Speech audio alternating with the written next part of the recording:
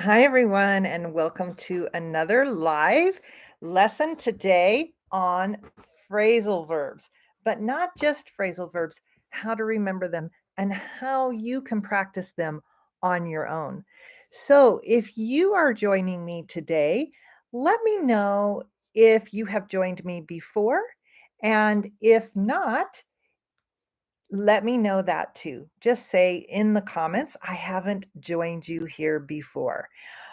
Also, I'm really curious what kind of live videos you all like the most. If you have been joining me, let me know in the comments. My favorite live videos are I love it when you do a question and answer, or I love it when you teach us phrasal verbs like this one, or any of the different types of lives that I do. Let me know in the comments because I will be checking that out while we're talking today. And also, I will be doing that, pardon me, looking at it afterwards. So I've made a list here that you will see me looking at from time to time during our class today. Hey, Jeff, good to see you. I can't speak today. Hey, Oksana, I see some of our regulars here. Beatrice, it's great to see you all again. It's been a while because I've been traveling out of the country. So, what I'm going to do today is I am going to give you 5 phrasal verbs that you can use in the office. Of course, you can use these in your everyday life. And and I'm going to tell you what they mean, and I'm going to give you an example. So if that's all you got, that would be great. But on top of that, I'm going to show you or coach you on how you can learn these by yourself, not just these 5, but any phrasal verbs, actually, really any vocabulary or phrases or idioms that you're trying to learn and you're trying to remember. So let's get started. Like I said, I have my list here. So the first one, I'm going to set it here. The first one is to carry out. I'm going to type it in the chat box if you're here with me live. If you're listening to the recording, you can see the chat box on the side of the screen by making your image smaller. Great to see everyone. Okay, if you know what it means to carry something out, go ahead and type that in the chat box. This is one way that you can strengthen your English while you're listening to these live videos with me. Here's a tip. The more you're typing something in English, the more you're listening to me and responding in the chat box by typing, the more you're strengthening and making your English strong. Okay. Beatrice says phrasal verbs are her nightmare. A lot of people feel that way, and it is one of my goals, Beatrice, to make them a dream for you, a good dream for you, something that you feel like you can use. So, if phrasal verbs are your nightmare, out of these 5, what I would suggest is that you choose 2 or at the most 3 that you're going to work on this week.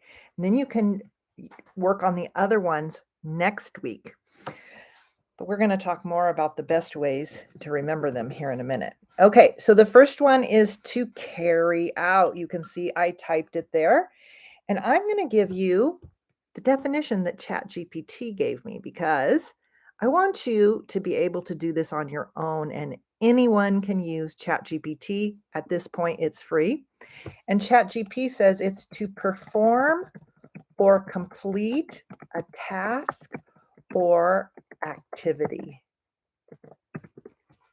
My definition would be just to do something. It just means that you're doing it and you're getting it done. You're doing what it takes to get it done. ChatGPT also gave an example. You could find this example or something like it on ChatGPT. It says, we need to carry out a thorough review. I'm going to stop with it here because if you haven't already started writing this, this is something that would really help you while you're listening. If you can't write it, then say it out loud. Also, really a great way. And if you cannot say it out loud, say it in your mind. So we need to carry out a thorough review of the project before presenting it to the client. Okay, so now we know what it means. It means we need to do something, and we have an example. Having an example is key to learning, remembering, and strengthening your English. The next key is reviewing. In other words, taking the time after today to look at it again. Either watch this video again, if that's what's easy for you, or look at your notes, read them, and review by looking at the example you already have and maybe changing it a little or making it personal to you. You've heard me say this before. Or you could go to the video I did just this last week showing you how to learn vocabulary with ChatGPT, like taking this another step with ChatGPT. I'll link that video below. If you're looking for it, it's just the most recent video I did. This is May 27th, so it must have been like the 23rd, something like that. Okay, any questions so far? Hello, Rosanna. Thank you for joining us. Here is the next thing you're going to want to do. So the phrasal verb we're talking about is to carry out or to do something. I'm going to read you the example, and what I want you to do this time is close your eyes and imagine the example happening. This is an example in the workplace. This phrasal verb can be used in other ways, but imagine being in an office, for example. As I read it to you, your eyes are closed and you are imagining it. Okay, so the example is, close your eyes.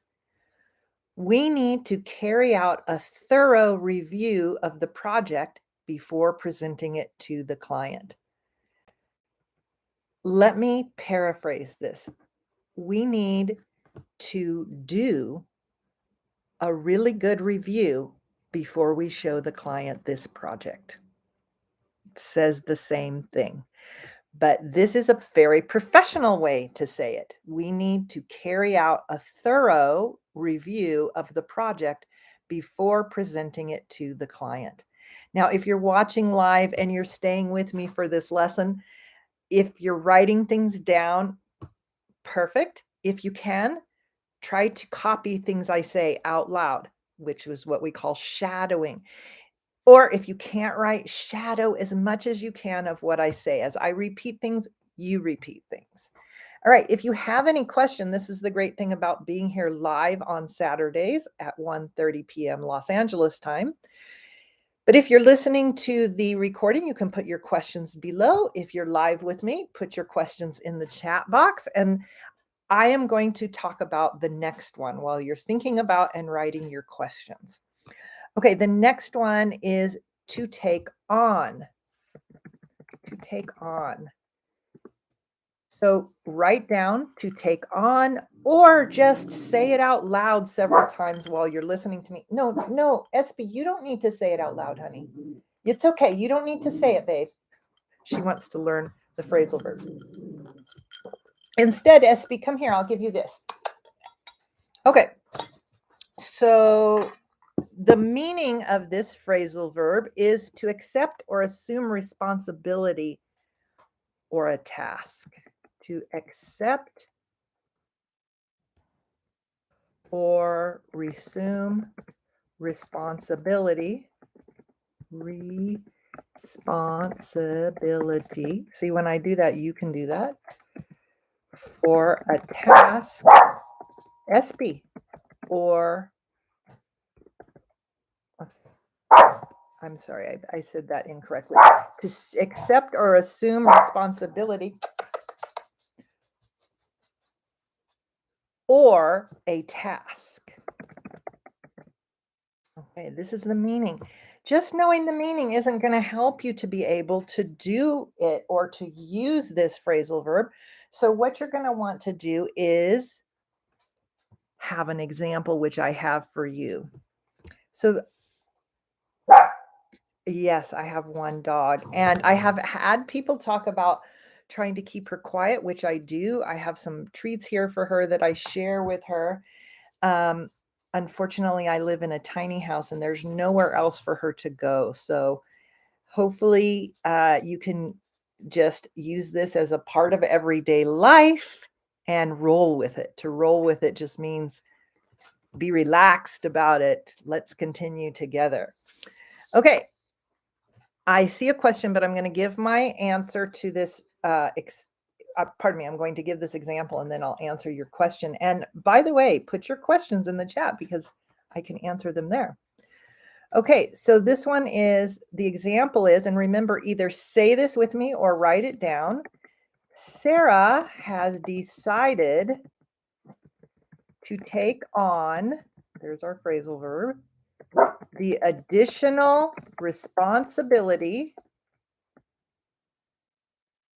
of managing the new marketing campaign. She's decided to take it on. She's decided to do it. It's another way to say to do something. Espy, look what I got for you. Lie down. Okay, so hopefully you've got that written down while I'm talking to Espy. But Rose asks a great question. Go ahead and keep writing that down or saying what I say. Rose says, what by thorough do you mean meticulous or complete?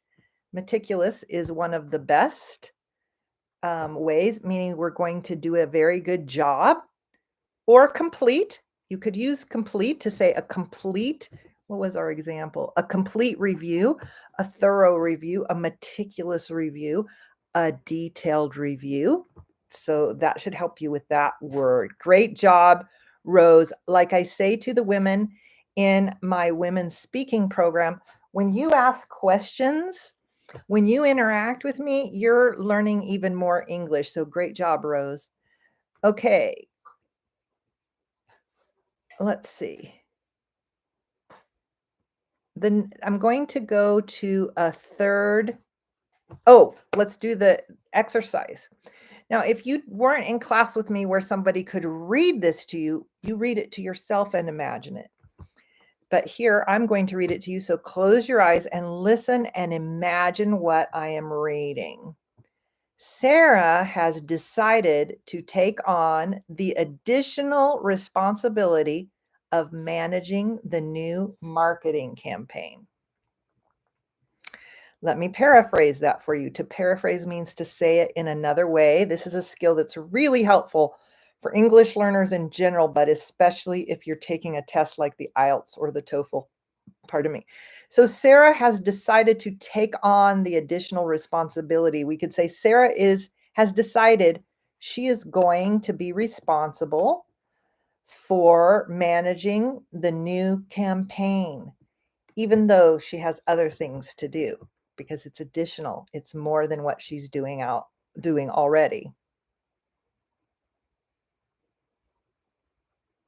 Okay, Jeff has a question. I'd pause there to read Jeff's question. Take on me versus take me on.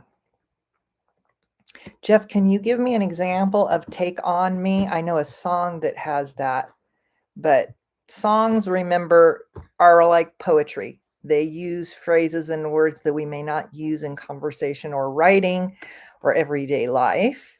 So, yeah, if you can give me an example, I will help you with that one. Okay, let's go to the next one. The next phrasal verb is, let's see, follow up. To follow up. So you're writing this one down, and I will give you the definition of to follow up: to pursue or check on the progress of something after it has been started. Okay, when you follow up on something, something has already started or is happening, and you check on it. You're following up on it. You maybe asked someone to do something, they're doing it, and you come back to see how it's going. You're following up. So let's take those two. I'll give you a minute to write them down while I look at these questions. Yeah, Jeff says, yeah, it's a song. Never been able to understand. Yeah, that I'd have to think about the song a little more. Mm. Um, with songs, I don't know. If you're using them to learn a language, we have a tendency to try to remember everything, or not remember, understand everything. But a lot of times, songs are written, not a lot of times, almost all the time, songs are written like poetry. And part of that is that it means one thing to one person and another thing to another person. It's written in a way that we get a feeling more than a meaning of something. But if you remind me, Jeff, when I post this video, you can put it in the comments where it's posted, then I can kind of sing the song to myself and think about it and tell you what I think it means. And then you can think about what you think it means.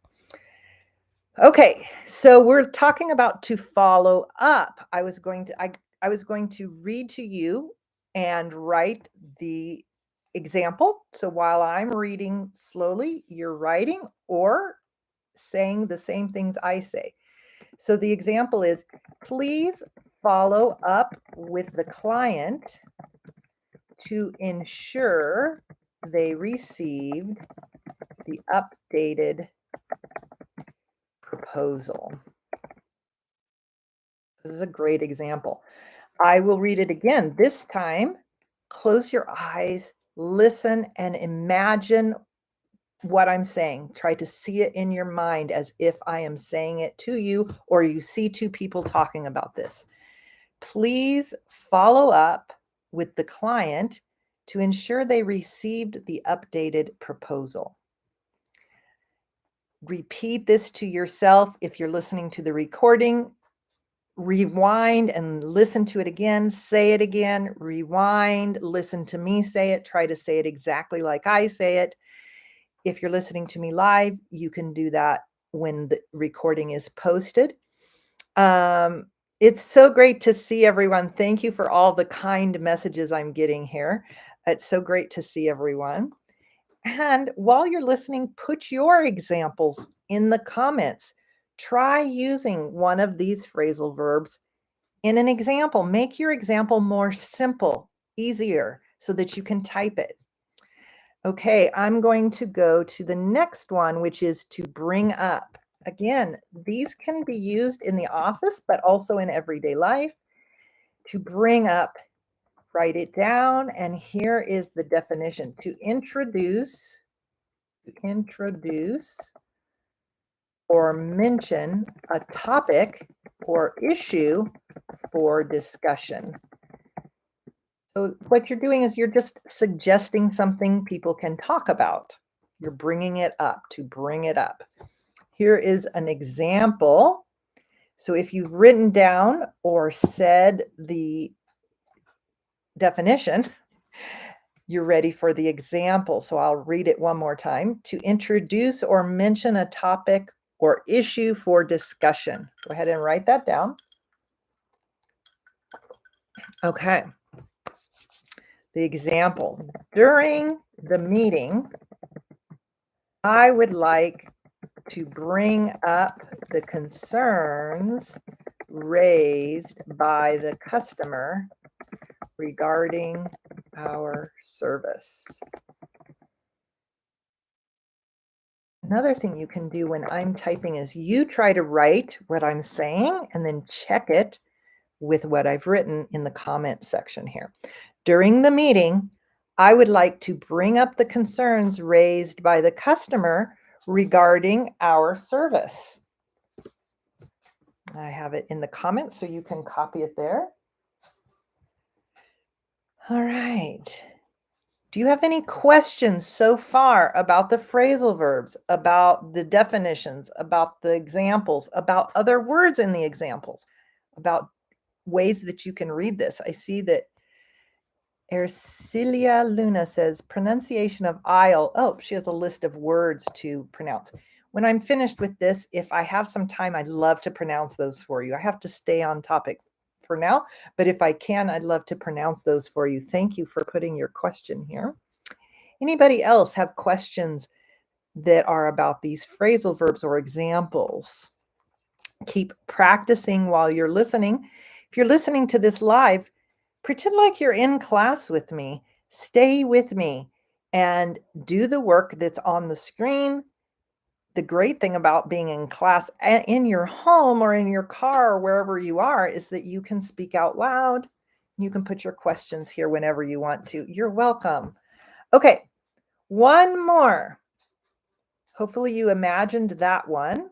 And I'd like for you to be thinking of your own examples. So one more here. Espy is getting impatient. She wants me to give her a treat right now. She's impatient. Okay, the last one is to put off. So I've written it. You can write it down. To put it off means to delay or postpone something. So to delay something is to postpone it. If you've never heard the word postpone, it means to delay or to put off. Means instead of doing it now, you do it later. You delay it, you postpone it. And the example is, again, write with me as I'm writing and then check your writing with the writing I put here or speak with me. We had to put off the meeting until tomorrow due to scheduling conflicts. Scheduling is a good word to learn how to spell. I put it there so you could see it. We had to put off the meeting until tomorrow due to scheduling conflicts.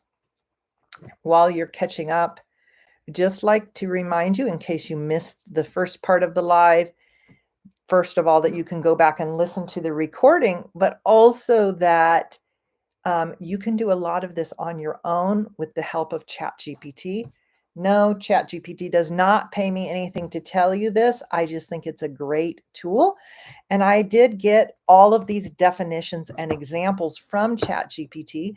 You can also ask ChatGPT to paraphrase their examples or write them more simply, or even to write it at your level. So, for instance, you can take that example that we just had. We had to put off the meeting, blah, blah, blah, copy and paste it, put it in ChatGPT, and say, please write this sentence at a B1 level, or please make this sentence more simple. And then you keep practicing.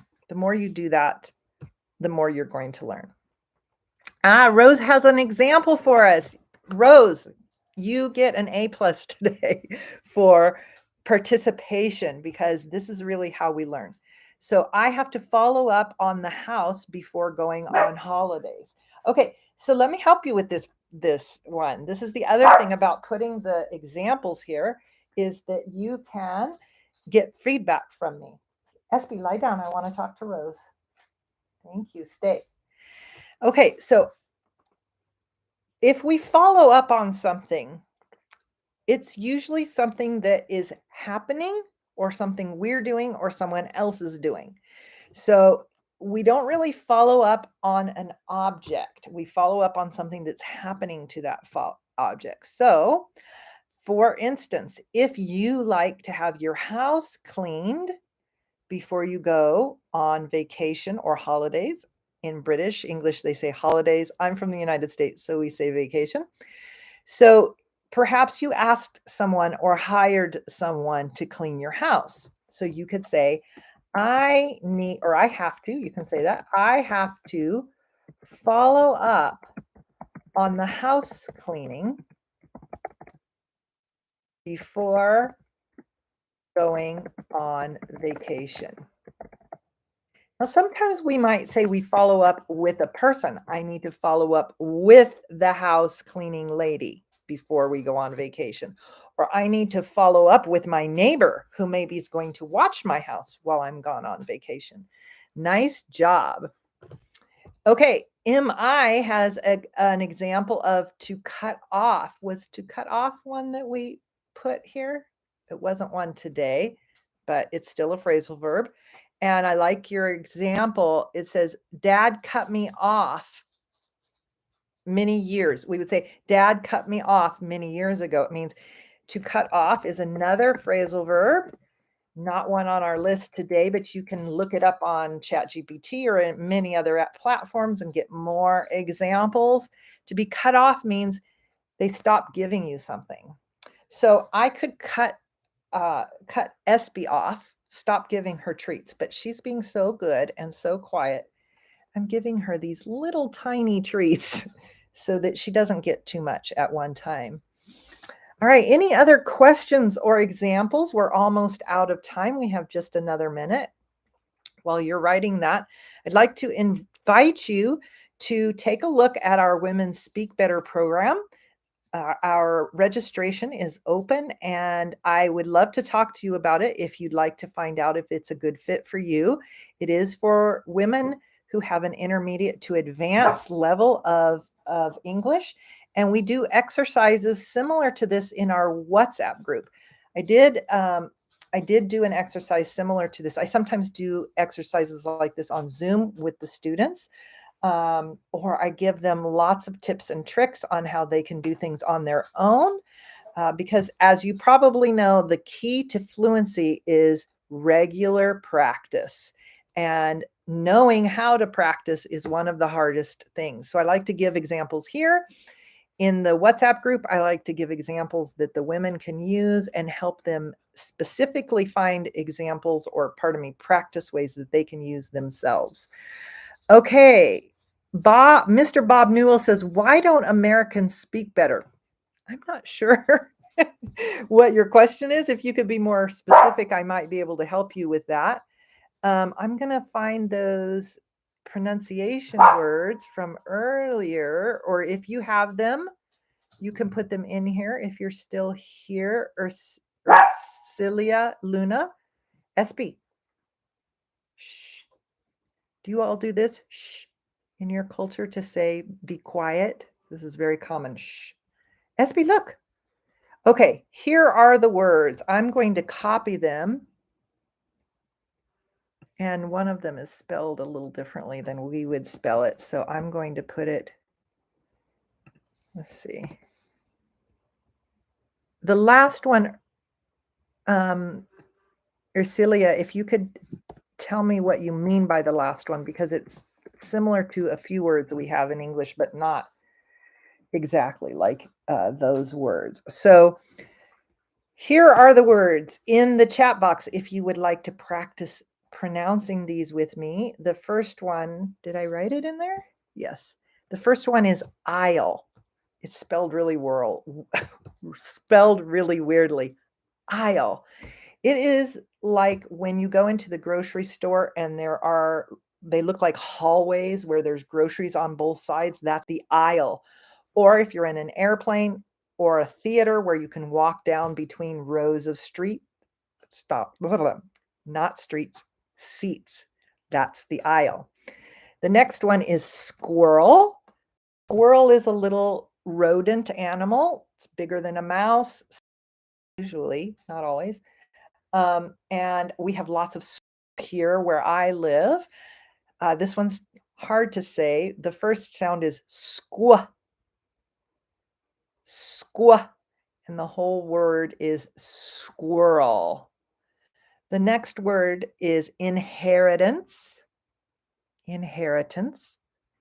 While I'm doing these, I'm curious if pronunciation practice like this is something you enjoy. Say yes or give me a thumbs up or more pronunciation. I will do more videos with pronunciation if you like that. Thank you for saying no problem with SB. I really appreciate your patience with that. Bob says more pronunciation. Hurricane. Hurricane is a strong storm over the ocean. Hurricane. Hurricane. All right. If you didn't already tell me what your favorite type of live video is with me, please go ahead and put it in the comments now, or be sure to go to the recorded version and put it in the comments It really helps me to plan videos that are most helpful for you if I get information from you. Be sure to like and subscribe if you haven't done so already. And if you're a regular here, even if this is your first time, share this video with someone. Invite people to join us. This will help me to be able to continue doing more live videos. And I'd really love to get another time going. So I will look forward to seeing you all next week here on Saturday at 1:30 p.m. Los Angeles, California time. Thank you for joining me. I hope you learned something new, and I'll see you in the next one. Bye, everyone.